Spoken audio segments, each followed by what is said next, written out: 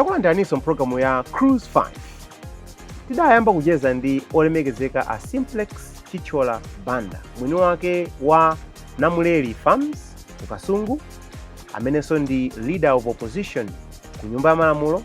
Iwo wanso ndi director of recruitment ku Malawi Congress Party. Macheza athu adayamba sabata yatha pamene tidakaona ku famu yawo yayikulu kwambiri 365 hectares of land. Akupanga ulimi wosiyanasiyana, akuweta ziweto zosiyanasiyana, akulima mbewu zosiyanasiyana. Koma iwowa kupatula kukhalapo mulimi ngati mene alilimu ndi munthu wandale. Ndiye nkhani yamanga nthenje pa nkhani za ndalezi. Ndiye tikufuna kuti macheza amenewa tiapitilize komanso kumaliza mpulogalamu yathu ya lero. Musatalikire.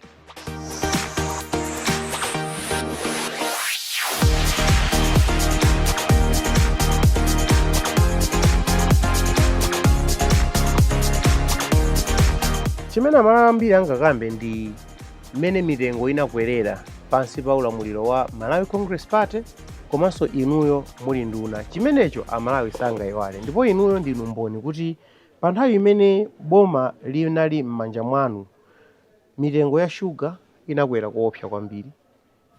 Ndimacheka ma figures apa kuchoka pa around 700 kukafika pa 3000.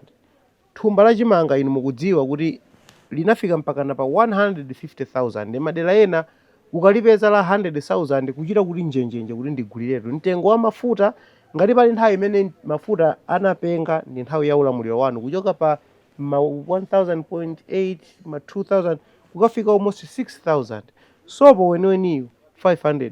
Bonya, mafuta, china chilichonse chinakwera mtengo. Andi kukwera mtengo kumene kunachitika nthawi imene ijayo sikudzabwezedwanso iyayi. Mitengo inapenga inajama pomwe paja singabwererenso iyayi. Zonsezo zinachitika pansi pa ulamuliro wa inuzo muli ngati nduna nthawi imeneyo.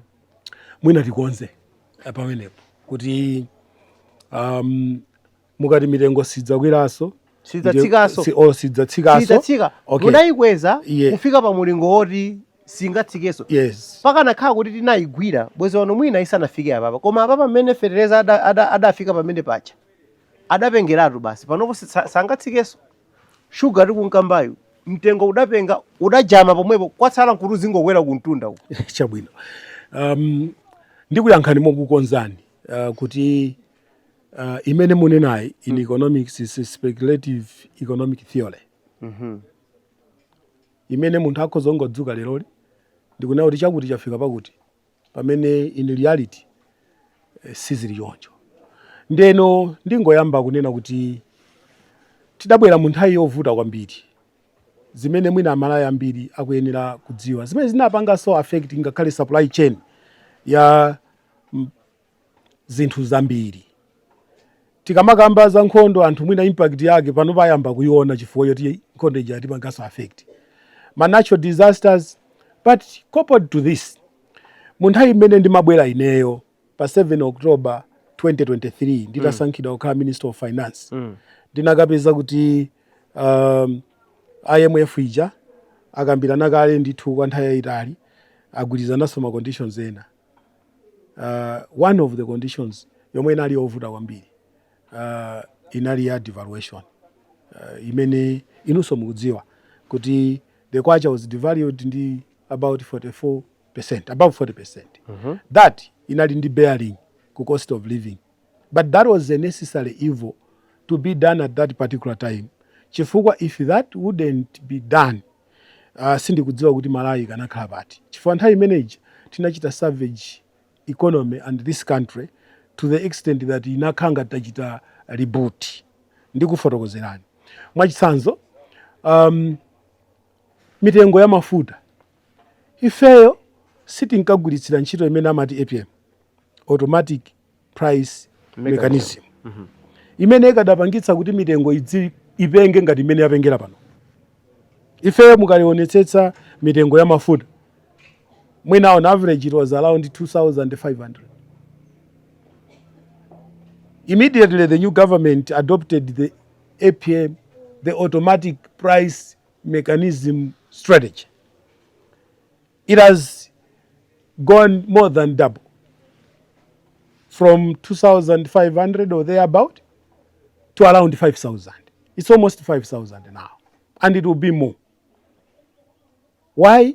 Because leadership at that particular time took a responsibility to cushion Malawians, making sure kuti Malawi wamba asavutike ndi kukwera mtengo kwa mafuta, because mafutawo akakwera mtengo kuli ndi multiplier effect in terms of impact yake, chifukwa chonena kuti immediately mafuta akwera mucha ndiye kuti ma products, ma prices would actually skyrocket. Mwina pa list ya zonse zimene mwanenazi ndiko zogwirizana nanu pa nkhani ya chimanga. Iyayi mukwene kugwirizana nane pa china chiyonse. Iyayi mundiloletu nanu. Iyayi sindikulolani chifukwa ine ndine Malawi ndimakhala muno, ndipo katunduyo amene amakwera ine ndimamuona. Simenti inadula, chimanga chinadula, mafuta mukunenawo ndi nkhani imene ya Malawi safunanso kukumbutsidwa. Fayino kuti ngakhale munena kuti mtengo wa mafuta unali wabwino, mafuta osamapezeka, inu munali Malawi muno. You know how long the queues were. Mafuta amasowa. Tsopano nkhani ndiye kuti tikufuna titeteze mtengo, tigwire mtengo wa mafuta usatsike, koma mafuta sakupezeka. What's the whole point? Panopo mafuta kaya anayikidwa pa automatic pricing mechanism, kaya anayikidwa pa chani, koma mafuta akupezeka. Adula ndizoona koma akupezeka, munthu asankhe chiti. Mwina ndiyambe popeza simuloledwa kufusidwa funso, koma ndimafuna ndingonena kuti lero lizikozotheka kuti mafuta akupezeka chifukwa kuti ndamalayi ochepa amene angachita afford to buy mafuta at 5,000. And that's a fact. Ifeyo, yes, we might have had problems in terms of supply. Koma mudziwe kuti mafuta ena amene anthu akhala kugwiritsa ntchito ife tatuluka mboma ndi amene ife tinapanga initiate kuti akhalepo. Yes, singateki. No. Government is a serious business. It's a continuous business. It's not. Poyamba, I used to believe that until inu mutabwera nkusowetsa mafuta mmene munasowetsera muja. Do you remember, Honorable Chichola Banda, that anthu amachoka kupanzera wa mafuta kupita kukavota? Do you remember? There was a serious fuel crisis nthawi imene anthu amapita kukaponya vote.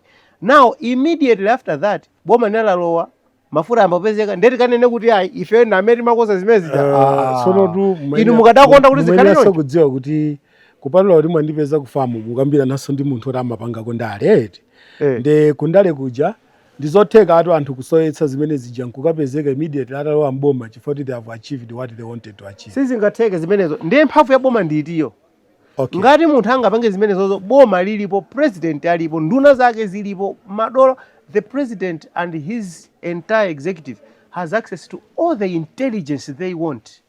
They have the access to the Malawi Defense Forces, Malawi Police Services, intelligence. Koseko nkukwanitsa munthu wina wake mdziko momwemo kumafinya china chake boma kumakhala pampanipani. Ndizotheka zimene zachichola pano kwambiri. Ndiye kuti ndiye ntchito boma ndi chani? Ndiye akuyendetsa boma ndi ndani? Mwina tingoyerekeza kuti mdziko la lero kunjaku kuli nkhani. Muganiza kuti zimenezo zimachitika intelligence itagona? Ineyo sindingakhefuse mene. Chimene ndingakhe chakuti ngati izi zikutheka boma lilipo mwepo, that means boma lisili kuyenera kukhala ponse chifukwa palibe imene likuchita. The responsibility ya boma, mundimvetsetse ngati nzika ya mudziko, is to protect anthu nzika zimene zili vulnerable ngati ifeyo. Ngati chigawenga china chake chikukwanitsa kusokoneza economy, nzika nkumavutika, boma nkumalira limodzi ndi nzika zija. Ntchito ya bomalo ndi chiyani? So zikomo kwambiri. Choyambirira ntchito ya boma is to provide services. And ma services ena amene boma likuyenera kupanga provide ndi amene aja. Ndipo ngati ma services ena amaoneka kuti mwina ajamajama pakuyenera kukhala zifukwa zojamira. Zina mwa zifukwa zojamirazo zikhoza kukhala economical, political, or social. I think what matters most is the agency in which probably you are responding to those issues. Ndi remedies ngati ma solution. Ndizoona kuti tidapita kuzisankho tili ndi vuto la mafuta. Nobody denies that. Okay. But there should be a reason. Osati kuti tunena kuti boma lidalephera yayi. lidalephera. Uh-uh. In my view. Okay. Ngati lidakwanitsa chiyani? Okay. Ngati lidakwanitsa chiyani boma? Pali zinthu zambiri zimene boma lidakwanitsa. Lidakwanitsa kuti akabwera enawo zidzayendere No. Pali njira zambiri zimene boma linakwanitsa. Mudziwa kuti it's about the supply chain. Ineyo ndimakumbukira ndithu kuti there was a team set yomachita manage zimene zija. Okay? Kuti kodi ndikuduleni mawu apa sindilola ayi kuti mundiuze zinthu zoti ine sindikhale ngati ndachokera ku Burundi kapena ku Uganda. I live here and I hear the things. A president a dziko lino analankhula ndipo ananena kuti ndikudziwa anthu amene akupangitsa mavuto amenewa. Osati ndikufufuza kapena ndidziwa, ndikudziwa anthu amene akuya zimenezi. Ndipo tikangotenganso boma anthu amene wanditsanana. Mukumbukira mawu amene aja? Ineso ndimangomva. Munangomva? Okay. Mukadzapeza mpata mudzaone chifukwa zidakalipo pa internet. Amadziwa sadachite kanthu pa nthawi imeneyoyo. Ndipo iniyo munali mboma limenelo. Mukudziwa kuti anthu anga mnyumba muno ananga akuvutika chifukwa cha njoka iyo. Ndipo ndayiona kuti ili apo. Koma osayipha njokayo. Ndiye ntchito yoti iniyo mukhale kholo kumakhamepo ndi chani? Funso labwino kwambiri koma lofunsa kwa munthu wolakwika chifukwa chone munali mboma koma no that does cabinet meetings. Yes, but that does not necessarily. Yes, koma let me explain in this way. Holding the public purse. Yes, but let me explain in this way. When you quote kuti someone said and then you are asking someone who did not say it, kama ndi invite boma ndi system achichwa panda koma mwakana atu pamene makuzani kuti boma ndi system kuti it's a continued business. So ndimafunda ndinene kuti boma a president akamene mawa amene analankhula president according to what you've said. Yes. Kuti adanena kuti ndikudziwa ndipo I'm going to address this after zisankho. Yes. Simwatina kuti choncho. Yes. If we could have won elections, I know kuti he could have done what he promised. Because he had given the timeline. No. You need to know kuti pali zinthu zina zimafunika immediate solution, zina medium, zina long term. I cannot answer on his behalf. Koma ineyo ndimafuna ndinene kuti as far as I know him, when he said kuti I'm going to do this after elections, he could have done it. It's immediate. It's an immediate. That is what happened. For yoti mene mukunenelamo ena atatenga bomalo immediately zinthu zinapezeka, which means kuti problem yamafunika immediate solution. Mwina ndingokufunsani kuti do you understand procurement processes? Kuti procurement in government cannot be done within a short period of time. Okay. For instance, if we are talking about fuel, it's not a process that you can do today and you get fuel tomorrow. No. Ndiye tingoyerekeza kuti muganza kuti titavota pa 16, tinavota pa 16 right? Mafuta nkuyamba kupezeka pa 20. Procurement anachitali. No. It was done by the previous government. Okay? It might be kuti there were some challenges mu supply chain icha. Mu process manager zomwe zinapanga delay mafuta ajawo kuti abwere. Inunso mwamvapo ndithu olotili ku parliament. Munthu kuyimirira ndikuti kuti azimene tikuyankhazo linapanga ndi boma akale. It's a process. It's not like a one off thing kuti leloli mmene angona kuti leloli boma la sintha ndiye kuti zimene zimachitika dzana ndi dzana ilo sizichitika, because procurement ija ndithu it's a lengthy process. Kodi chinachitika njani kuti mtengo wa chimanga utsike mmene unatsikira muja? Mukudziwa inuyo mumalima chimanga, mationetsa nkhokwe zokhuthala ndi chimanga. Mukudziwa kuti mtengo wa chimanga unatsika mu dziko muno within days boma lina litatenga ulamuliro. Chinachitika ndi chani pamene paja? Because pa nthawi yanu chimanga chinali chodula kopsa, ndipo ena anabwera mtengo namba kutsika. Cement same thing happened. Tatithandizani kumvetsetsa kuti chinachitika ndi chani. Mwina ndinene kuti chimanga atu kwa Adimark chidali 65,000. Right? Ngati chimanga chija chimakwera ndiye kuti chimakwera kuma private traders. No, ndibwera poyankha funso lanu. Boma ilili litabwera, bomalo linapanga impose mtengo kuti usadutse apa. Zili ndi ubwino ndi kuipa kwake. Andi ngati mukumbukira bwino ku parliament ndinanena kuti kutsika mtengo kwa chimanga ndi kwabwino, koma kukuyenera kuunikidwa mbali zonse ziwiri, demand and supply, because cost of production for one to produce a kilogram of maize should match with the price imene anthu akugulitsira chimanga. Today fertilizer ali pa mtengo wanji. So what informs the cost of production is basically the inputs and associated cost. Nde mukamayang'ana kutsika mtengo kwa chimanga, which is a good thing, if we don't look at the production side, nde kuti we are importing hunger imene ibwere chifukwa choti productivity will be affected. So basically it's a good thing, but it has to correspond the cost of production. Basically that's what I can say on this one. Panopo tili ndi budget yatsopano imene anduna zachuma apereka. I'm sure inunso mumaona kuti mpano ndikakhala ine uja chikoma ndikanyamula ine chicha ndicho. Mukayiona budget mukuyiona bwanji zinthu zabwino zimene muona kuti komatu boma ili likuone kuti lalunjika chindunji ndipo likakakamira izi zinthu ziyenda bwino mu budget imene yaperekedwa. Mwina ndingonena kuti budget iyo komanso boma aziboma, yes, they are focused on mining.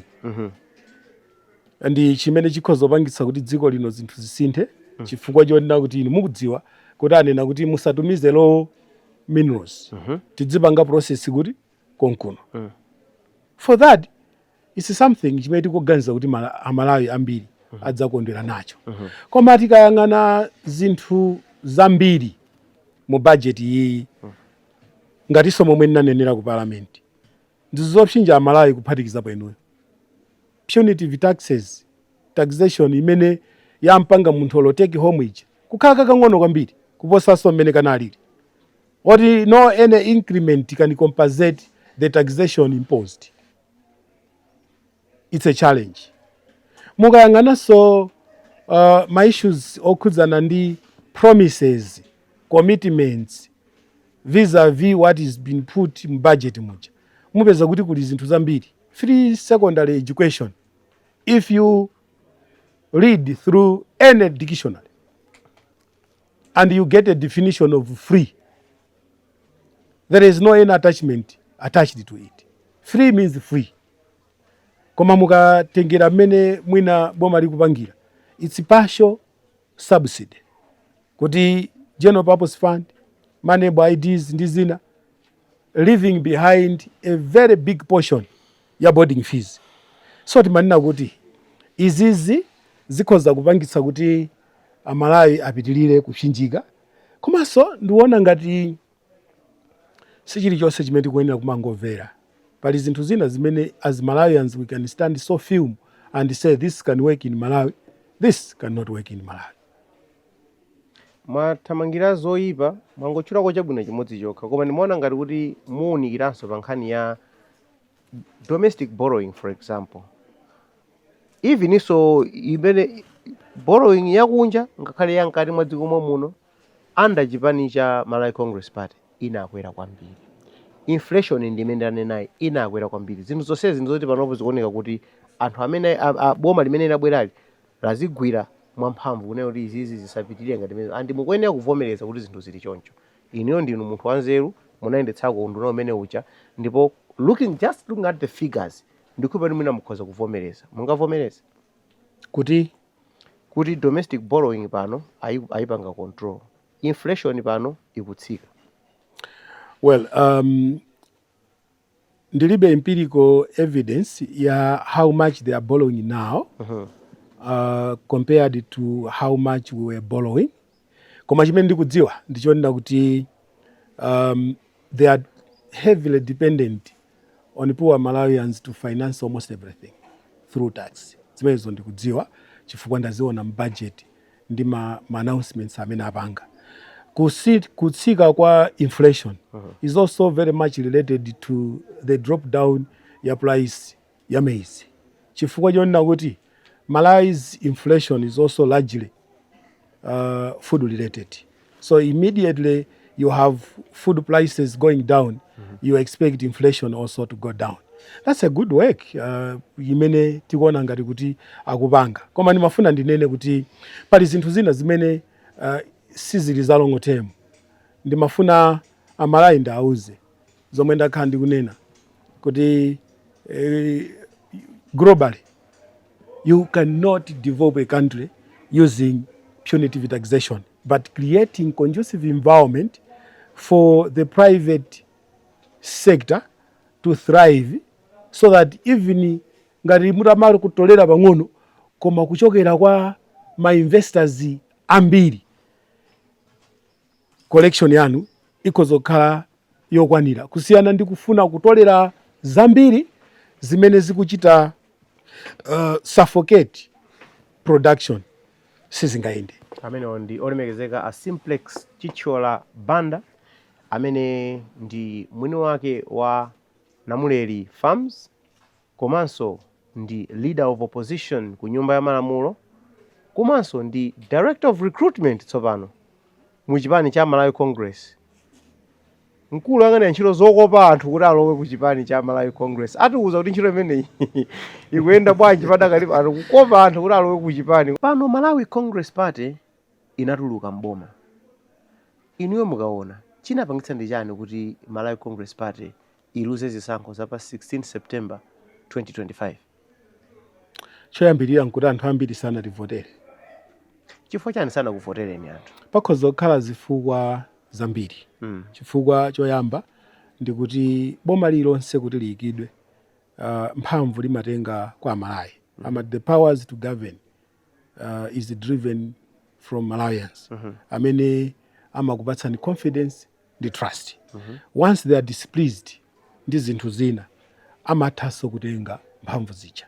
Ndikuganiza kuti pali zinthu zina zimene mwina Malawi adaona kuti tiyesereko boma lina. Nchifake mwina anatitulutsa ifeyo mboma. Mukhoza kuzitchula? Sindinganene kwenikweni chimodzi because that would be an assumption and hypothetical. Tapangani assume. Koma ndikuganiza kuti mwina zingakhale zawo. Mwina zomwe munanena kale zija cost of living mwina ikhoza kukhala kuti idapangisa amalawi kuganiza kuti mwina tisinthe tioneko zina. Komanso kungofuna chifukwa ndi ndaletu. Nthawi zina the choices people make are driven by environment and circumstances zimene zazungulira pa nthawi imeneyo. Ndikuganiza kuti ifeyo ngati Malawi Congress Party we have learned a lesson kuti you can't take Malawians for granted. The best thing that you need to do is to listen more kwa Malawiwo ndi kuchita zimene Amalawi akutani akufuna zimene zingathandizire kuti akupangeni sustain in government.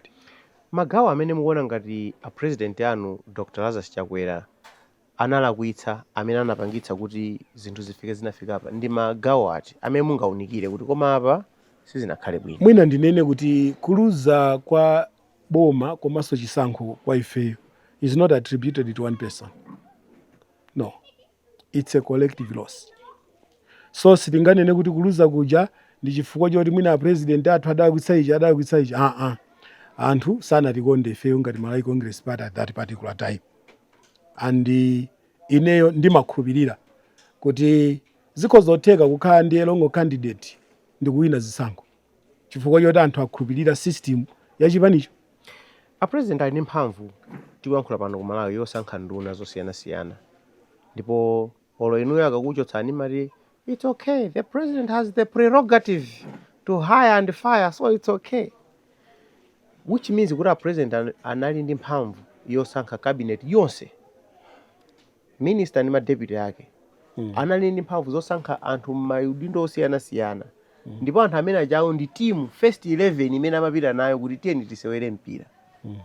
Now collective effort muone nawo ndi zoona koma pa collective effort ipo pali munthu amene ali ndi mphamvu yonena kuti iweyo ku left wing ukuku kwafowoka chifukwa cha iweyo ndiye ndikukutulutsa ndilotsepo wina kuti atseke pamenepa.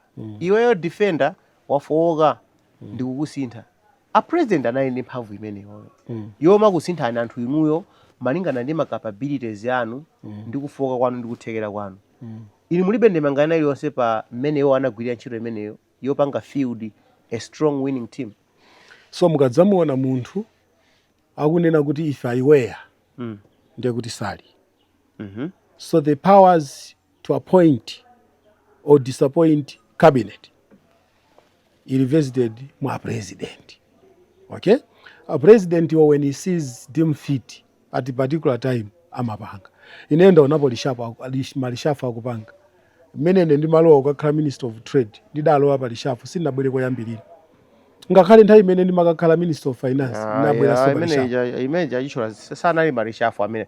Koma Lishafu anali yake reshuffle yake, that's in the literal sense of reshuffling, the same pack of the deck of cards that you have. Amangosintha atu kuti awa apite uku awa apite uku, but it was basically the same people. Inuyo anthu oti mudangolowa mmene muja amangokusinthani, pitako ku trade, pitako ku finance, pitako ku health, pitako basi, koma it was basically the same team. Very few people amene analowa mkuluko. So if we can apportion responsibility kapena blame kapena success kapena jani, the team will be the same. Mwina ndinene kuti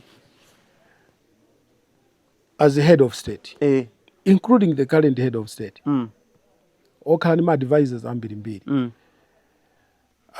amapanga chiganizo.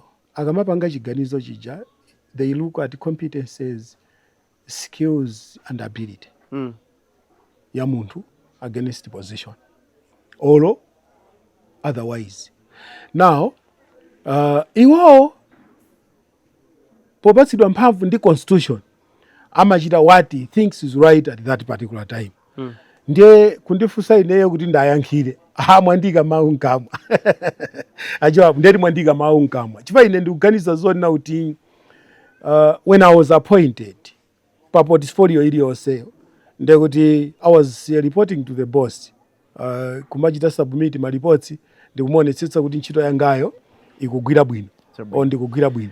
Panalipo vuta kuti ndikaone ntchito ya munthu wina, ndikumakhala ngati kuti ineyo ndasanduka wochonga.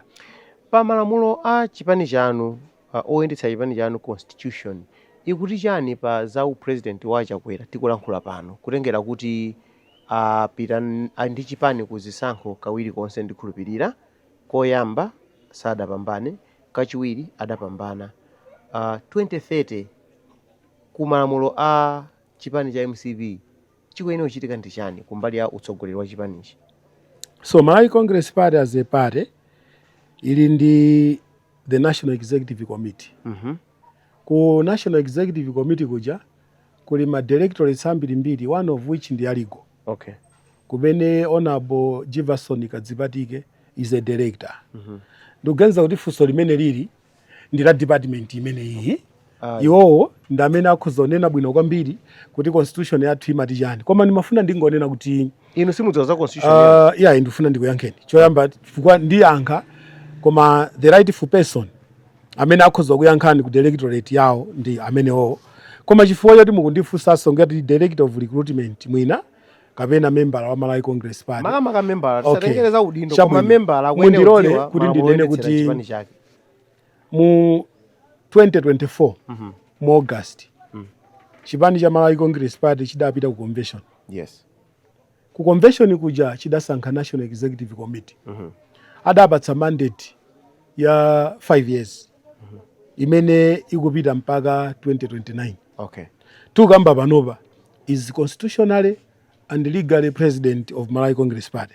Up because, to 2029. Because he was given a mandate to convention. Yes. Okay? Yeah. So as far as the Malawi Congress Party constitution is concerned, nkhani zokhuzana ndi the current National Executive Committee, I think it's okay. Legally, they are covered by the constitution because anasankhidwa. Ku constitution ya dziko lino, he has served once. Sindikudziwa kuti constitution imatani. Koma in a democracy, you go for the second term. And it's not surprising, by the way, kuti olemekezeka Amulozi anapanga 10 years, 2 terms. Abingu anapanga less than 2 terms, but more than 1 term. Amutalika akuseva term yawo yachiwiri after a break, that is. So ndikuganiza kuti when you look at the constitution, you also look at Malawi constitution. Ya Malawi Congress Party, it has the dictates on how it can stipulate issue yokhuzana ndi leadership at any time.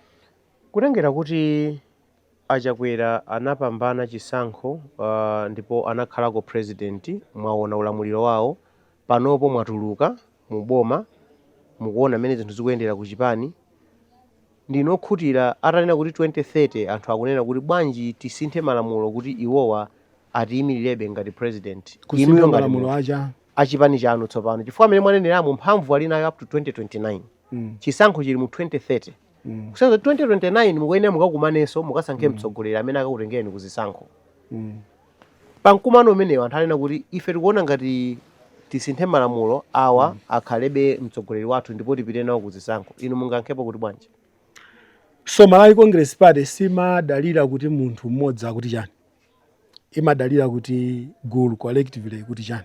Gulu? Let me respond to that. Gulu ni maganizo a munthu mmodzi. Yes, but collectively. Yeah, so ndimafuna ndinene kuti we'll go by what the majority will decide at an elective convention. Because in convention kumene kumatuluka nkhani zimenezi. Ndiye kuyankha nkhani imene iyi ndi chimodzimodzi koloka bridge pa tsinje usanafike. Zomwe sizingatheke. Maina mufika kai pa bridge. No, because we cannot be talking about 2030 elective convention siti kudziwa kuti zachitika liti.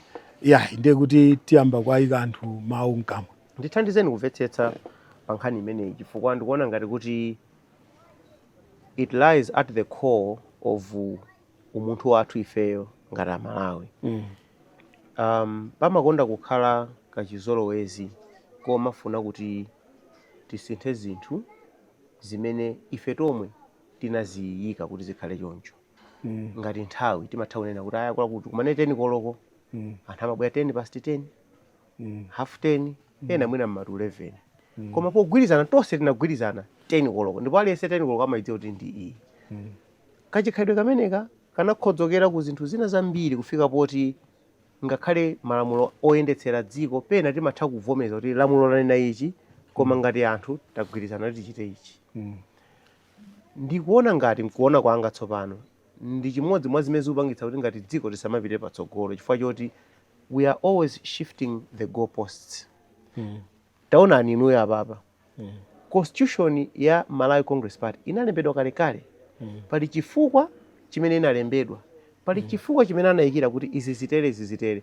Koma ngunena kuti gulu litakambirana nkunena. Gulu likakambirananso chifukwa chani popeza gulu kalekale linakambirana kale nkuti zinthu zikhale chonchi. Kuti mufufuze muona kuti patsogolo pamakhala munthu mmodzi amene akupanga benefit ndi kusintha kwa chinthu chicha. Ngati uyu akubwera 20 past 10 meeting ya 10 koloko akupanga zoti zinkomeneyo sizokomera guluso iyayi. Ili muona ndi zabwino zimenezi. Mwina nkhani tukambirana pano ndi andale. Andi tukambirana zomwe ndakuyankhani kuti legally and constitutionally. NEC imene ilipoyi idzafika 2029. Chabwino. Ndiye sitingakambe za after 2029. It's too far a time from now. It's not. Mwina ndikuuzeni izi chifukwa chonena kuti there are so many undercurrents pakati pa zimene ziti zichitike. Zomwe zikapange determine what will be done in 2029. Ine ndikuganiza kuti focus yathu ifeyo ngati Malawi Congress Party panopa is to rebuild the party, make it become attractive so that Malawians can trust us again. Basically, that's what we are doing. So we are not so much obsessed the issues to do with the leadership change when we already know that there is the leadership now. Imene is given the constitutional mandate for 5 years since August 2024. Ndiye kuti sobano kumapeto kwake tipezeka kuti taluza focus. So ifeyo ngati chipani we don't want to lose focus. Kambala mekena kake kama uluka ndiye kana ndiye nkhula kuti inuyo Simplex Chichola Banda mukukambirana ndi Dr. Lazarus Chakwera kuti mupange support bid yawo yonena kuti 2030 adzayimireso iwowo achakwerawo. Ndipo zikatheka zimenezi 2035 iwowo adzachita chilichonse chotheka kuti utsogoleri udzapite kwa inu kuti mudzakhale mtsogoleri wa dziko. Kambalame kameneko kamanena zoona kapena kamanama? Ayi, kameneko kamanama. Choyambirira nchonena kuti ineyo ngati membala wina aliyense wa Malawi Congress Party timapanga respect leadership. Remember kuti tili ni 4 cornerstones Malawi Congress Party: loyalty, obedience, discipline and unity. A trusted MCP member should be loyal, should be obedient, should display elements of unity of purpose. Okay? Therefore, ngati anthu atanena zimenezi akunena chifukwa chani? Akundiona ine kukhala pafupi ndi leadership, olo pali zinthu zimene zapangitsa kuti iwo anene zimenezi. Ndimafuna ndinene kuti ine kulikonse kumene ndinagwira ntchito anthu sanakhumudwe nane kuti ndapereka insubordination to any leadership. Mwinaso nchifukwa yake, as we are talking today, kulibe mtsogoleri wina aliyense wa dziko lino amene analamulirapo dziko lino amene neyo pakamwa panga panayima pa nsonkhano olo kwina kulikonse nkumutu kwanu. Kandi Kamuzu, kandi Bakiri Muluzi, Dr. Bakiri Muluzi, kandi late Dr. or Professor Bingu Mutharika, kandi Joyce Banda, kandi Mutharika alipowa kapena achakwera. Ine I don't believe in that, because ine ndimakhulupirira kuti ku Yeremiya 5:1 amakamba zonena kuti utsogoleri uliwonse umachokera kwa Yehova Mulungu amene amamudziwa munthuyo asanabadwe. So it's not something that you can design, it's something that it comes automatically. Inde ndikuganiza kuti kambalame kameneko ndikabodza kwambiri. Chifukwa kambalame kanapitiriza kunena kuti taonani mmene anasankhira kukhala leader of opposition, taonani mmene anasankhira kukhala director of recruitment.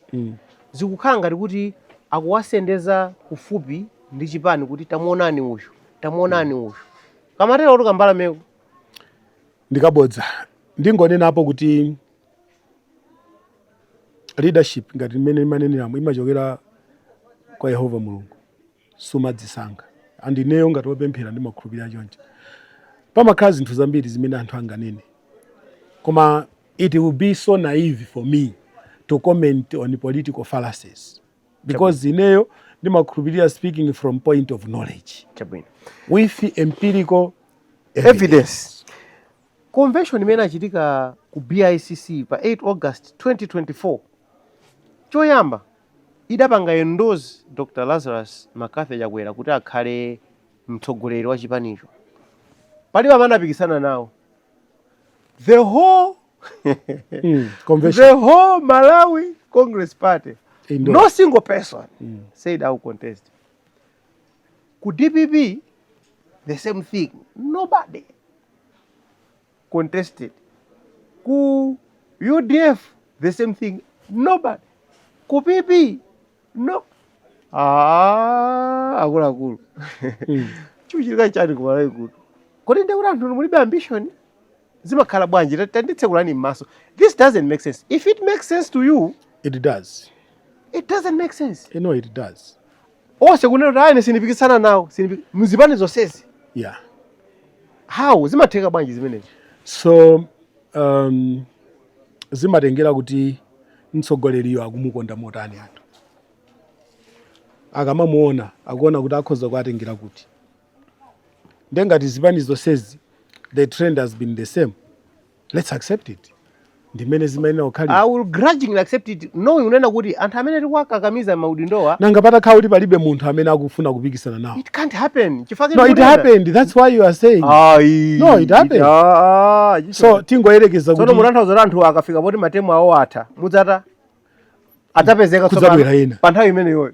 Panthawi iko kunalibeko suddenly people will pop up and say, "Oh, now I can."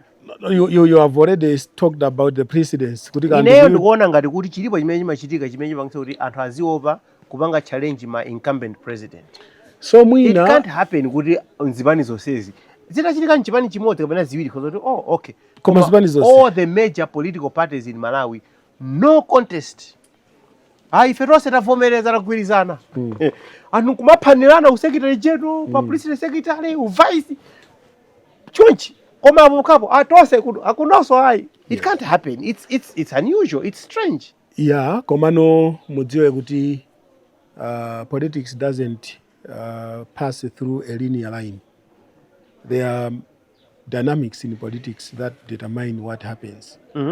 So ndikuganiza kuti ina participated mu convention imeneyi. Yes. Nali nawo mmodzi mwa anthu soona kuti achakwera apite opanda opikisana nawo. Ifa nthawi imeneyoyo mumadziwa ndi process. Kudalibe munthu amene anachita file kuti akufuna oyima nawo. Kudalibe. He was the only person. And then why doing vote when it is the only person? No, I don't doubt the fact that nobody filed. Yes. That I don't doubt. Yeah. But I wonder why nobody filed. Koma mwanena kale, so we can't possibly get into that. Komano mungodziwa kuti ngati pali mmodzi mwa Amalawi amene amadabwa ndi this phenomenon. Ineyo ndi mmodzi mwa iwo. Mukadzamba ndale simudzadabwa. Koma ndikadzamba ndale chimene ufuna kudzadziwa nchakuti kodi achichola kuti agwetsedwe ndi achimwendo panda zinatheka bwanji? Pa usekretary general fande padamangana. Padamanga zinatheka bwanji? So choyambirira nkuti anthu ambiri adakonda Honorable Richard Williams Chimwendo Banda kuposa wina aliyense amene anapikisana nawo.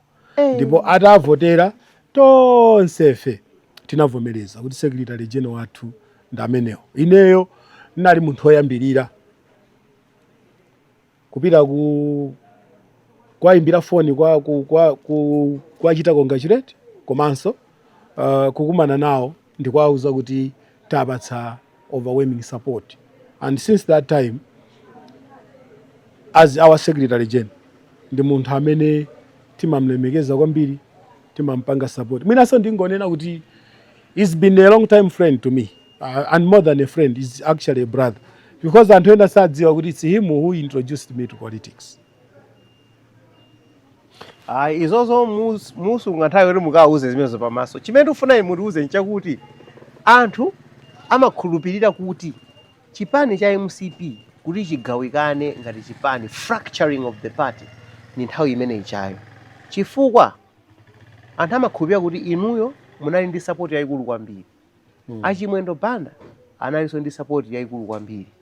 Now ifo choti nonsenu mafuna kuti nditenga ndine munasokoneza maziko a chipani chanu chifukwa aliyense amakopa anthu, kunali kupereka ndalama, kunali kunyengerera, kunali kuyala ma MP kupanga support ma MP, ndikufuna ma MP opanga sponsor ine ndi amene apambane kufika poti mmene makatuluka kuti wawina ndi uyu ndoti chipani chagawanikana. Anthu amaona chonchoto. Mwina anthu munavuvutana kwambiri. No, mwina anthu samenera kudziwa kuti padalito anthu ambiri amene anapikisana pa mipando yosiyanasiyana kuphatikizapo secretary general. Ineyo ndimakhulupirira kuti titapanga convention itatha, as a party we came together ndikupanga forge ahead kuti tizipita. Ndingokupatsani chitsanzo kuti anthu onse amene anapikisana, almost all of them, tidakachita msonkhano kwa Mgona umene olemekezeka Chimwendo anakachititsa. I was there. Honorable Nkaka anali kumeneko. We spoke in unison saying kuti convention inatha tikuyenera tidzipitirira. Nchifukwa chake olomuta timuyang'ane pa social media mpeza zithunzi zambirimbiri za ine ndi Chimwendo tikukambirana. Timakambirana not only poyera pokhapaja olokuseri ndikumaona kuti kodi ngati chipani tizipita bwanji chitsogolo. Then ndikuganiza kuti the past cannot make our future. But the past informs your future. You cannot ignore the past when you're looking about it. Yeah, remember that the past is for us to learn. The present is for us to manage. And the future is for us to achieve. If we want to achieve victory in 2030, we need to manage our present in a manner that does not allow any room for any fracture. And basically that's what we are doing. Koma zidakupwetekani kuti munagonja chisankho chimene chicha ku convention kuti? I don't think so. Chifukwa chonena kuti in any democracy, intra-party competition like that one is healthy. It helps and to realize the need to work extra harder in order to perfect the running of the party. so ndikuganiza kuti zimene zija zidathandiziranso kwambiri kutinso anthu adziwe kuti awo akhoza kubwera pamodzi after mwina convention ija ndikumayenda kupita chitsogolo. Ndiganiza kuti zimene zija mwina mzipani zambiri sizichitika. Malawi Congress Party ndi chipani chabwino kwambiri chifukwa chimakhulupirira kuwapatsa anthu ufulu ochita exercise their right the way we did. Kugonja kwanu kunali kuwawa kwambiri chifukwa chonena kuti margin inali yaying'ono 141 chifukwa pena margin ikakula umavomereza nsanga kuti I think ababa ineyo I didn't stand any chance.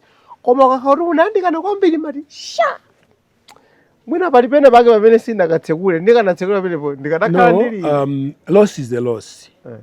Ngakhale mutaluza ndi vote imodzi. I think what matters most in a mature democracy is to accept kuti today isn't my day. Ine ndikuganiza kuti nthawi imeneja sinali nthawi yathu. And timayenera kungovomereza ndikuwapatsa support amene inali nthawi yawo. Nchifukwa ngakhale panopa mu msonkhano uliwonse amene ndimapanga ndimachita line up.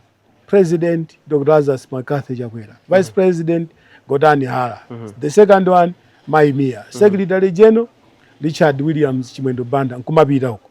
Lero mwina ndinenenso kuti ndine othokoza kwathokozanso ngakhala Secretary General fa mwina anthu ena samadziwa process yoti munthu asankhidwe kuchita fill vacant position mu National Executive Committee ndimabwera through a rigorous consultative process imene a president a Secretary General ndiyena amakhala basi nkunika. If you have read kalata imene analemba a Secretary General achipani ananena kuti achita confirm my appointment as Director of Recruitment. Zomwe ndikukhulupirira kuti ndi mmene zimayenera kukhalira. Akutero amenewo ndi Simplex Chichola Banda, Director of Recruitment mu MCP komanso Leader of Opposition ku nyumba ya malamulo. Nyimbo namba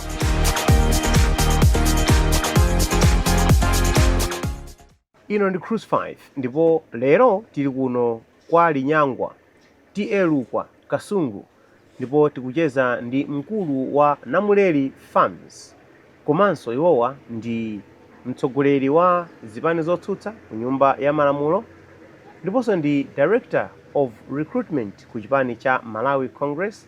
Anakhalako nduna ya zachuma mu dziko lino la Malawi olemekezeka a Simplex Chichola Banda, membala wa chipani cha Malawi Congress, chipani chimene chidakanika kukonza maofesi yake ngakhale chinakhala mboma kwa zaka 5, ngakhale chile la ku headquarters kukanika kuchecha olo maofesi kukanika kupenta wakha ku Blantyre uko ameya ndi anapita mpaka nokafikapo kukatseka maofesi ngongole ya 132 million. How could you let that happen? Mwina ndingonena kuti panopa akapita ukapanganso check ma records mupeza kuti an effort was made to clear. Chifora nakuopsezani kuti atseka. Hayi ndithu nthawi zina zinatheka bwanji zimenezi.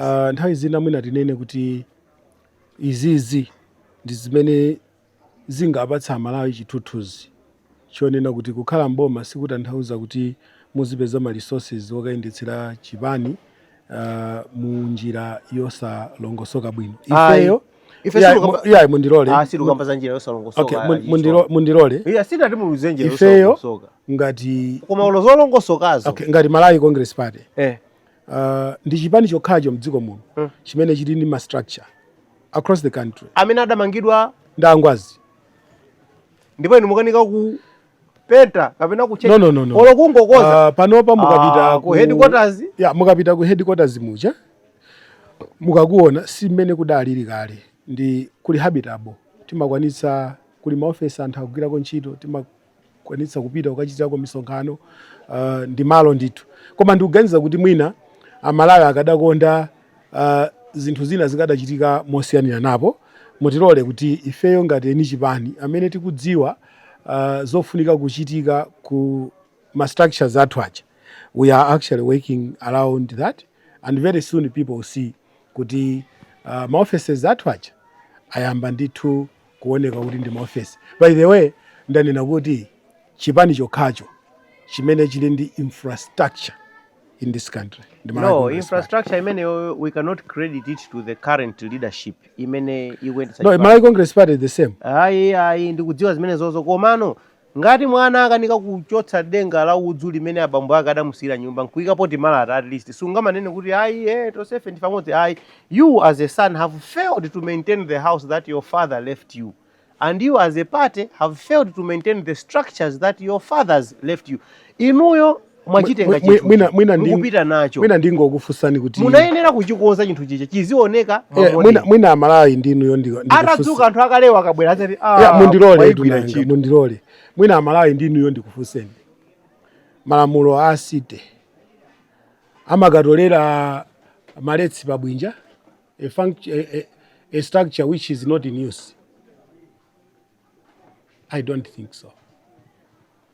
So ngati akupita kumakatolera misonkho maletsi, it means ma structures amenewo are in a usable state.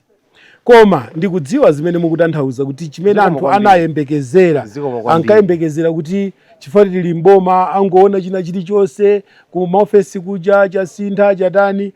I think there might be good reasons why things are the way they are. Sindinali kunega at that particular time. It would be naive for me to comment on issues that are under the electorate ya anthu ena. I mean, akhozokhala justifiable reasons why we have infrastructure in that state. But I believe, what I know is, Malawi Congress Party is the only party that has got infrastructure in this country. And we believe that if we can take a good care of the same, our children to come will actually appreciate that this was the only visionary political organization. Tikuyandika mapeto kwa program yathu ya Cruise 5. Ndi zinthu zingapo zimene ndikhoza kupezerapo mwayi kuti ndikufunseni chifukwa choti mwakhalako mboma. Nkhani ya chuma cha dziko lino.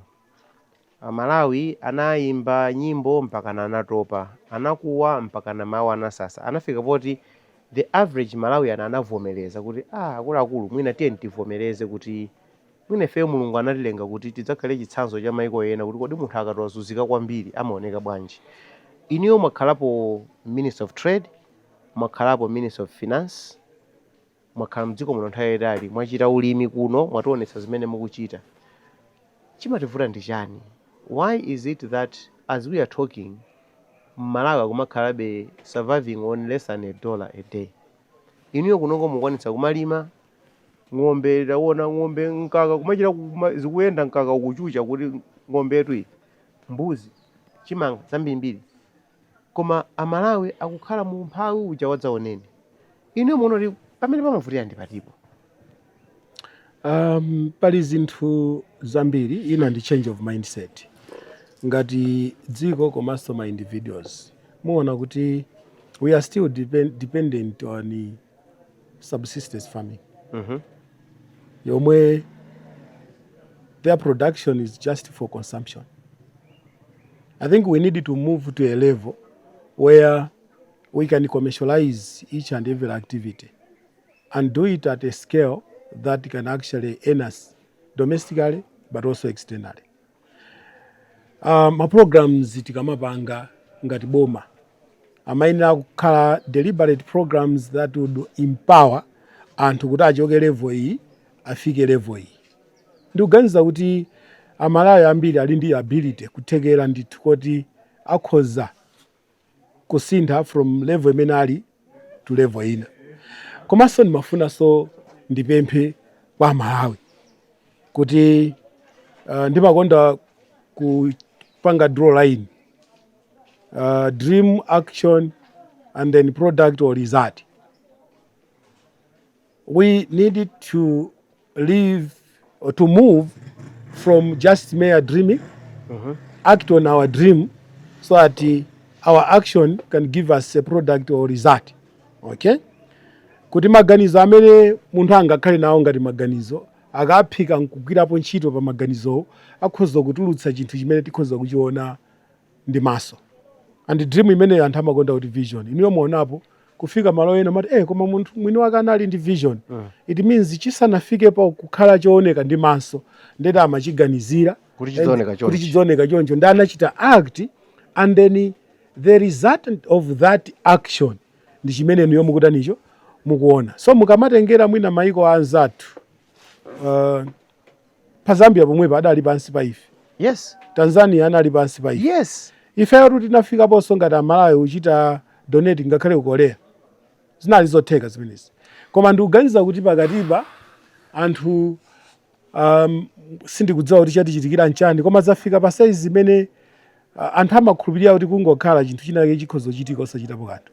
Tsopano allow me to go back to ulamuliro wanu ngati Malawi Congress, and not in a bad way, koma modabwa kuti Malawi Congress Party anthu amene anakhalako nthawi ya ulamuliro wa Dr. Hastings Kamuzubanda akukumbukira kuti nthawi imene yoyo amati chuma chili munthaka ndipo amalimbikitsa ulimi, ndipo ndi Dr. Hastings Kamuzubanda ndipo Malawi amene anayala maziko a ulimi mu dziko muno. Anali ndi mafamu aboma a press, anali ndi ma agriculture unit dotted all across the country, anali ndi ma ADMAC facilities dotted all across the region. Ose ma auction amene pati auction ambiriwa anabwera nthawi imeneyo kupatulapo mwina Chinkhoma. It was shocking to see kuti pansi pa ulamuliro wa MCP palibe chinthu chimene munthu angaloze cha agriculture chimene chinachitika chimanga ndi chatimanena chija kuti chinakwera pansi pa ulamuliro wa MCP. Fertilizer more than tripled pansi pa ulamuliro. I was shocked kuti kodi chikuchitika ndi chani. Anthu amayembekeza kuti pa nthawi imeneja unali mwayi onena kuti tipange rejuvenate zinthu zimene mtsogoleri wanu wakalekaleyo anayambitsa. Ma agriculture unit amene anagumuka acha mwina inali nthawi yoti tidzutse. Mukumbukira nthawi imeneja kunali agriculture, DRIMP, kunali post office, police, kumakhala ADMAC, kumakhala veterinary, timakhala malo amodzi tizinthu timeneti. It was a vibrant system. Koma ma system amene woti naona munalowa mpaka na mafika kuti mwatuluka. And from the time imene Dr. Kamuzubanda anachotsedwa pa mpando ufika panopo, you can't really point at any meaningful effort yoti tidzutse ngati nzimezi chazo. Simohoda fama tikumune nayo amati sonkha unangamba thumba. That's how economy has survived. From kutole anti ADMAC we aggregate and we have produce in excess. Zikutivuta pati kupanga discover formula ngati imene ngati munthu wamba ngati ine ndikhoza kumaziona zinthu ngati zimenezi. Mwina ndiyankhe ngati munthu amene ndinakhalapo mboma ndinaona ma programs amene amachitikira. Ngati kunali nthawi imene alimi anadzukanso nkuyamba kulima, ndikumapindula ndi ulimi mpaka na kumagula magalimoto kumanga nyumba, ndi nthawi ya Dr. Lazarus Makathi Chakwera. That's a fact that nobody can deny. Chifukwa chonena kuti olo mitengo enieni ya zakumunda kandi foja anthu amapindula naye, nyemba zenizi, soya, whatever value chain you could grow, panali msika woti ukakagulitsa upeza phindu. I think ngati Malawi we need to move towards what we call structured marketing. Structured marketing is where mwangamba za tobacco, so you know exactly kuti kuli Chinkhoma, kuli Mzuzu, kuli Kanengo, kuli Ongoko Froze, kapena kulimbe. Those are structured markets. Then we need structured markets for these other value chains. Kani ma legumes, kuti ukalima soya uzichita kudziwa kuti soya msika wake uli kwakuti and we sell at a profitable margin. We were actually moving towards that munthawi ya Dr. Lazarus Makathi Chakwera. Mwachitsanzo tinapita ku China, ku India, kukapeza misika unlimited quota yoti anthu kumene koko amafuna amalaya ambiri adzilima ma legumes amene wawa azikagulitsidwa kumeneko. It's a process, yes, but it has started, and I hope that any meaningful government would actually take that or seize that as an opportunity ndi kumapitiliza kutsogolo, chifukwa chonena kuti when you are selling in bulk through a structured market, you can be able to bargain for a profitable profit. Zimene zozo ndikuganiza kuti zimene zikuyenera kuchitika. Ndikuona ngati zikutitengera nthawi kuti tipange discover formula imene, chifukwa mmene mukuneneramo it took 5 years and mpaka na mwapeza kuti mwatuluka ma structured market mukunenawo sakutheka. For a country that touts itself as an agro-based economy, as having an agro-based economy, we cannot afford to mess ndi zinthu ngati zimene zizi. Mwina sitingamangodalira kuti wafoja yekha ndi amene azikapeza kokagulira ujeni. Munthu kuti alime mandalena ochuluka panopo apita nawo kuti. Mwina mundilole ndinene kuti there are initiatives that are happening right now. Okay. Agriculture commercialization. Chita ake is not only to look at productivity, but also to train farmers to become organized farmers in organized groups, and also help to look for structured markets. ISH, Agriculture Commodity Exchange. So muona ndithu kuti not at that level ngati mmene mwina zinkachitikira mu nthawi ya Kamuzu, kuti Kamuzu anayika maadi maki pena pali ponsepo anthu akalima market inali pafupi. Now with the coming in of all these private institutions, the best thing that we can do is to come up with a well framed program imene ipange kuti value chain iliyonse imene munthu ati alimeyo azichita kudziwiratu. Zithandiza chani? Profitable markets, but also availability of extension services. Chifukwa you can be able to say mlangizi uyu apite apo akathandize olima soya, chifukwa soya akatuluka ochulukirapo ndiye kuti adzagulitsa at market B. Inu arakusankhanisa kuti mukhale nduna ya zachuma. Yes. Kupatula sosisa chimene mungakachite ndi chani chimene munganene kuti okay nthawi ija ndinapanga mwina ndinayamba koma zinafera m'magiya kapena I think this was an oversight. Mwina zitatu zimene mungafike kuti I would hit the ground running, ndipo izi ndikhoza kupanga kuti mpaka na magazi atuluke koma izi ziteke. What are those things? Mwina choyamba ndingokonza kuti sosisa ija sidatulukire ku finance. Sosisa ija inali interview imene ndinapanga ndi William Kumwembe ku trade. Ku trade. Ndimangotanthauza kuti let's look at agriculture for productivity, trade for us to trade domestically and externally, and then finance to manage what has been traded. Yes. Komano it has been since katika cessation kuti anthu ambiri amaona ngati kuti that came out from me ndili ku finance. It wasn't like that. But now given a chance to return to Minister of Finance as a finance minister, the first thing is to revise punitive taxation to allow production or productivity to take place. So I would really focus on developing a budget which is production based. Okay. So that we channel quite a lot of resources into productive sectors. So mukojebeta misonko. Yes. Okay. Because that will actually help to improve and increase productivity. That's number one. Number two, I would really want many Malawians, including the young people and the women, to participate in economic activities. If you've seen my initiatives ambiri amene ali very successful, you'll see kuti mwina ndi amene achinyamata ambiri akuthamangitsa because amakhala so ambitious, they are still energetic. Olo azimayi because amakondokhala so prudent when it comes to physical discipline. Okay, chimene amafuna iwo is to move from one level to the other level. Then I would also look at the 4FCG, addressing forex, fuel, food, and fertilizer. Atsogoleri. Mwina bwana Jakaza mundilole. Do you know that this government has embraced the 4Fs?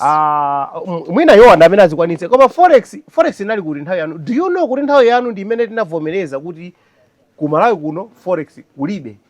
Tinafika povomereza kuti you can't buy a car, you can't do anything. Inaso nthawi imene yoyo ka. Chisowele nthawi imene anakusakasaka ili kuti forex. No, so officially mwina mundilole chifukwa mwandifusa fuso loti ndikadapanga bwanji. Forex fertilizer, we can't even start talking about fertilizer, honorable Chicho. Okay, the price was totally we are not talking about the pricing. Mundivetse. Ndikunena kuti if I become Minister of Finance today, mukhoza bwetsaso zimenezo. no, I will revise taxation. Okay? Yes, ndapa pamene. Okay? I will make sure that there is economic participation ya achinyamata ndi azimayi. I will put much effort in addressing the 4 Fs. That's what I'm saying. Because remember, whosoever will become Minister of Finance, if these 4 are not addressed, that one will be very much haunted. Chifukwa chonena kuti most of our activities that are done in this country require FX. Most of these depend on fuel. Most of these will actually rely on food. If we are to reduce the food inflation, then definitely we need to touch on this one. And finally, any productivity which is meaningful comes from agriculture. Then fertilizer becomes an essential. Forget about what happened. But if we are to address these 4 Fs today, Malawi will be a better country. Masomphenya anu ndiotani mu chipani cha Malawi Congress? Mukukula atu, director of recruitment, leader of opposition, mudayeserako secretary general zidavuta. Simungamango khala pamenepa yayi. Simufuna udzakhalako president wa chipani cha Malawi Congress? No. Kapena udzakhala president wa dziko la Malawi? No. Ndiye mukufuna chani? So I said koyambirira kuti politics is a calling for me to offer my services at a level where I am. Dziwaniso kuti utsogoleri uliwonse, as I said, comes from God. And that, no matter how ambitious one can become, you can't make yourself become a leader without God appointing you. But if you ask me about ambition, I don't. I don't have any ambition to become president wa chipani kapena president wa dziko. But to help this country at a level where I am, zomwe ndikukhulupirira kuti is enough. Ndiye ndikufunsa ni mwandale tsopano. Anthu atatu akambirana nkugwirizana kuti inuyo mutsogolere chipani cha Malawi Congress. Mungavomere? Sindikukhulupirira kuti zikhoza kufika so pa size imeneyo. Izitati zafika. Chifukwa ndi ndikufunsa bwanji tilole kuti funso limenelo tikayankhe 2030 anthu atakhala kuti agwirizana. Koma ndimafuna ndingokutsimikizirani kuti ineyo I'm very much satisfied with leadership ya Malawi Congress Party imene ilipo panopa. Anthu atati apita ku convention nkunena kuti pasapezeke sopikisana naye. Boma ayichola.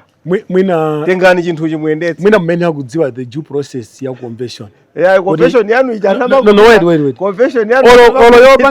Oyopanga indoziyo. You submit my nominations. You know, I don't even see that I can reach a point of submitting myself for that judge. No. But how can they force me? No. No. Inu sadza kupemphani. No. Kuti aifeta una ndi mmene mukuonetsera utsogoleri wanu wa masomphenya. No. Yendetsani chipani. Ayi, sizingafike so kumeneko. Ndi ndani amene mukumuona inuyo kuti koma uyu sindingakhale ine koma uyu ali ndi kuthekera kuti chipani chakhozo dzachitengera pena pake mu chipani chanu tikuyankhula pano? Ngati president? Yes. No, we cannot be talking about another president when we already have a president wa chipani. Munthu amene mukusula olofumu imakhala kuti ineyo kwanga uyu akhoza kudzayendetsa uyu ndiye uyu musadzayerekeze kumpatsa ufumu. Uyu adzapasula mudzi uyu. Mumaonabe inuyo mukasinika mchipani mukuona ngati mitundu itiyo. Ndikuganiza kuti chifukwa mwandifunsafunso limene lili leroli ndiye ndiyamba kuganiza nkuyamba kuyang'anayang'ana. Mbuyo monse mune musanaganize chifukwa atsogoleri alipo kale. Remember kuti ku Malawi Congress Party kulibe leadership vacuum. Mu MCP pange chani kuti idzapambane mu 2030? Zamba kale anthu akulira akufuna Malawi Congress Party. Iya ndunena zimene chipanicho chichite. Poyambira mpamene. Olirawo azilira. Leloli inu ngati chipani mupange chiyani? Okay, leloli bwana Joab titati tipite kuzisankho tiwina ifeyo. Anthu ndi okwiya. So choyambirira chimene ifeyo tikupanga is to rebuild the party. Mukupanga chiyani to rebuild? Okay, so we have already lined up my activities. I think you've seen the president of the party is meeting party officials. Okay, learning from them. indaba yoti mukambirane mundagonjezisa mundimvetse tunanga mundilole ndikulankhuleni chifukwa inuyo za Malawi Congress Party zambiri simukuzidziwa mutipatse ife mwayi oti tiyankhe. So the truth of the matter is kuti chipani cha Malawi Congress Party panopa is reorganizing itself. It is rebuilding itself. It is a party that is listening more to people, trying to learn what went wrong, where, and how do we collect those issues so that Malawi should trust us again, okay? Which is already evident by what is happening out there. Many people are frustrated. So chipani chikupanga rebuilding, chipani chikupanga reorganizing, chipani chija is reaching out. By the way, ngati ineyo kukhala director of recruitment, don't you see that is reorganizing of the party? It's a rebuilding process. How? I wasn't a member of the NEC. I am now a member of the NEC and director of no situfuna kutanthauza zimenezo. Kodi mudziwa zonse mtima kuti chipani chikupanga rebuild ifona chisola awasanga director of recruitment. Yeah, these are some of the signals. Ndimafuna ndinene apa bwana Chakhaza kuti as we are speaking today, mutati mukamufuse mulimi amene sanakwanitse kupeza fertilizer, sakudziwanso kuti mbewu imene walima yopanda fertilizer yo akagulitsa pa mtengo wanji. Chimene akuyembekeza nchoti bora ndi boma la chakwera lomwe lija la Malawi Congress Party. Yes, zinthu zina zimavuta, but when it comes to farming, zinthu zimayenda bwino. Mukudziwa kuti mchipani mwanu achinyamata ndi wokhumudwa kwambiri chifukwa chonena kuti ngakhale convention imene munachita ku BICC ija achinyamata sanatenge nawo gawo mokwanirayi. Maudindo ena anthu ora amene opanga serve 5 years ma district chair mayanjani mudangoti awa adakhalako tili ku opposition pano tili mboma anyonyeko amenewa kungowadutsitsa. No elections done. Panopo mene mukupanga rebuild imu kumbali ya achinyamata mukupanga chani kuti achinyamata apeze nawo mwayi oti mwina adzakhale nawo. Mwina ndingokonzapo kuti tikamapita ku convention pamakhala list ya maudindo amene anthu akukapikisana. Okay?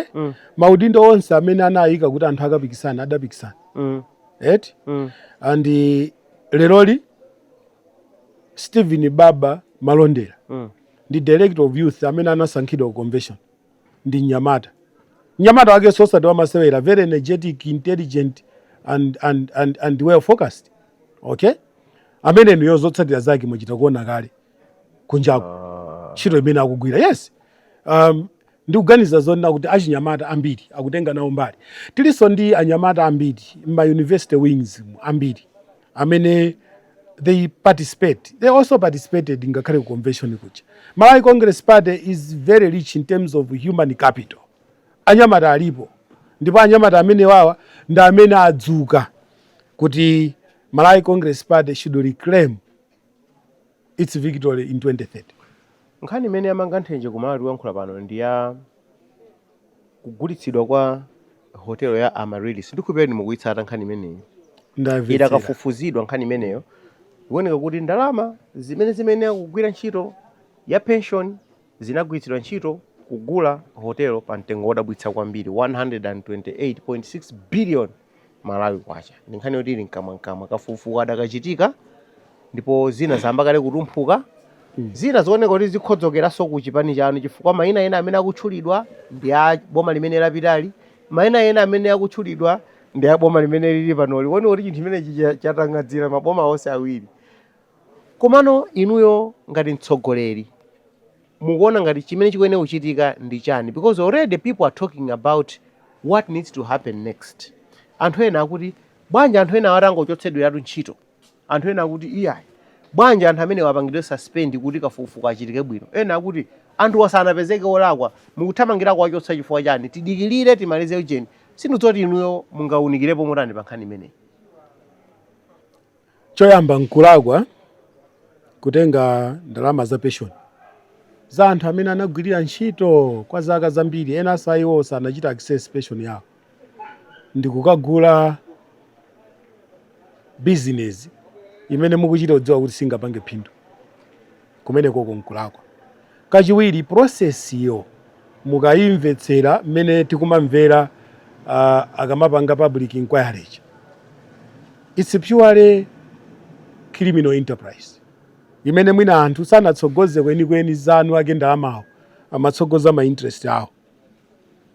Zikachitika chonchija, you don't need to wait.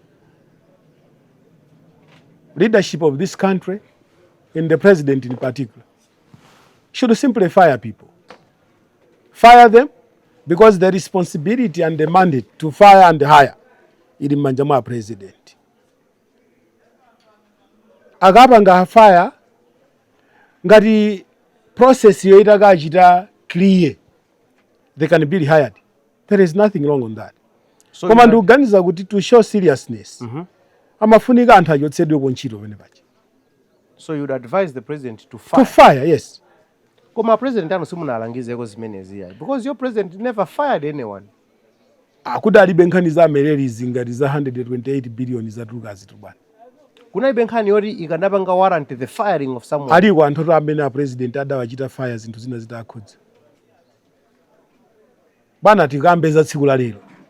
6 months into government, and we are talking about 128 billion, and 90 billion has already been paid. Ndari chinthu chichatakadzira. Yeah, but we are talking about when was the payment done. Because if it started long time ago, ena again kubwera nkuchiona nkumachipitiliza. Tsogoleri tent neneni. Pacha mwari ruma system wa government. Yeah, koma tent neneni ngati Malawi. Ndikuganiza kuti chifoti mandifusa ineyo maganizo anga ineyo. Mundifusa ine ngati maganizo anga. The whole thing is criminal enterprise. It has my interest anthu. The best this leadership could do is to fire people. Whosoever is involved, whatever stakeholder, they have to be fired and brought before book. Honorable Simplex Chichwalabanda, we have reached the end of our conversation, and I would like to ask you a set of questions, which I would like you to answer by just saying yes or no. But first, I want you to tell me your full name. What's your full name? Simplex Ezra Diamond Chichwalabanda. Do you have any tattoos? I don't think so. Do you have any piercings? I think so. Do you have children? Yes, 4 of them. Have you ever shot a gun? No. Have you cried over someone? Yes. Have you fallen in love before? Of course. Have you killed a chicken before? Yes. Have you gotten into a fight before? Oh yeah. Have you gotten any surgeries? No. Have you ever been hospitalized? Yes. Have you donated blood? Yes. Do you know your blood group? Yes. Have you ever smoked weed? No. Would you smoke weed? No. Have you ever drunk alcohol? No. Would you drink alcohol? No. Have you broken someone's heart? No. Have you had a crush on someone? No. Do you want to be president of MCP? No. Do you want to be president of Malawi? No. Timaliza pamenepo kucheza kwathu. Zikomo kwambiri. Tathokoza kwambiri. Tathokoza. Naona anthu ochi kuseri kuja. Yes. Sitikhoza kwambiri. Kwambiri. Ukachecha. Zimene zizofunika utengapi. Naona kamuzi. Yeah, kamene kuti. Anakachita hangi kamene kuti kuja. Tikhoza kamoja paje. Kwambiri. Tathokoza kwambiri. Zikomo kwambiri. Tathokoza.